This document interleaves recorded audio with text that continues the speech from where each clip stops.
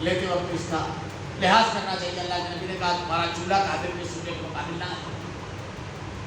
جو لوگ ایسی بستیوں میں رہتے ہیں جہاں کفر اور شرک ہو تو ان کے تہواروں پر جو شرکی یا نعرے ان کے بچے لگاتے ہیں بڑا احسان کرتے ہیں. تو اس وقت بھی نیکوکار لوگوں کی بستی الگ تھی اور ذرا سا جو مجرم ٹائپ تھے ان لوگوں کی بستی الگ تھی. تو وہاں لے جا کر رکھ تلاش دیکھ.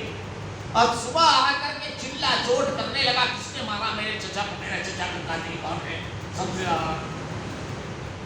لوگ پریشان ہو گئے اور الزام ڈالنے لگا ان لوگوں کو بنا کسی ثبوت کے الزام ڈالے. اب لوگ حضرت موسیٰ علیہ السلام کے پاس آئے. حضرت موسیٰ علیہ السلام نے اللہ سے دعا کی رب العالمین نے حکم دیا کہ گائے ذبح کرو اور اس کا گوشت اس کو لگاؤ, بس آپ کے سوال کا جواب مل جائے گا. اللہ کا حکم ہے.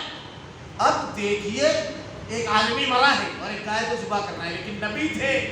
اللہ رب العالمین کا حکم ہے, کچھ اللہ کی مشیت ہوگی, کچھ عقل عمل نہیں لگائی. بس کون سے کہا کہ لاؤ جاؤ ایک گائے لے کر کے آؤ اس کو ذبح کرو. اب بجڑے کی پوجا کرنے والی قوم اس کو بنا کر پوجا کی ہے, بڑا بھاری پڑ دے رہا. اللہ کی جنت اتنی آسان نہیں. نفس کی محبت کی ہر چیز کو قربانی دینا پڑتی ہے. سب چیز جب اس کا حکم آ گیا ختم ہو گئی بات.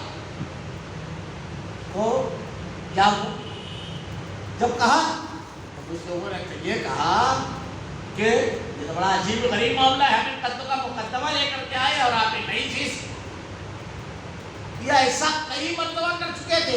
اللہ کی جناب میں جب ان کو لے کر کے گئے تو اللہ ان سے ہم کلام ہوا کچھ مخصوص لوگوں سے, تو وہ کہتے ہیں کہ اللہ کو جب دیکھ لیں گے جب ایمان مانیں گے.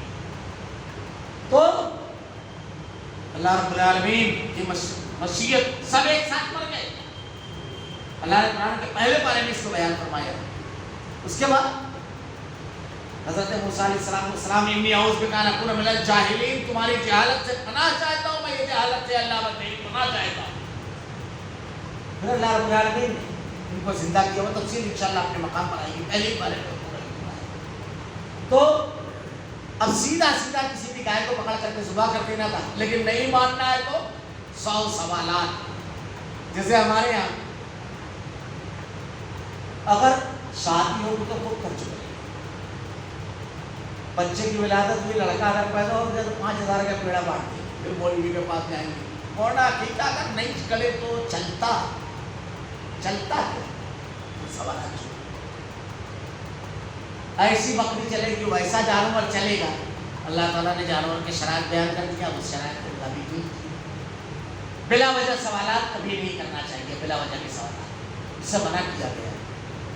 وہ بھائی سے مقام پر آئے تو میں وہاں تفصیل بتاؤں گا. تو ان لوگوں نے پھر وہ سوالات کرنا شروع کیا کہ یہ تو کوئی بات نہیں تھی, گائے تو بے شمار ہے. ارے کیسی گائے, آپ سے کبھی کہا گیا تھا کیسی گائے؟ سیدھا کوئی بھی پکڑ کے ذبح کر دو. تو کہا جوان ہونا چاہیے. جوان گائے کا کم ہے, نہیں مانتا ہے تو نہیں. تو کبھی اس کو حل میں نہیں جوتا گیا. ارے ایسی بھی بہت دیر ہے, اور کوئی نشانی بتاؤ.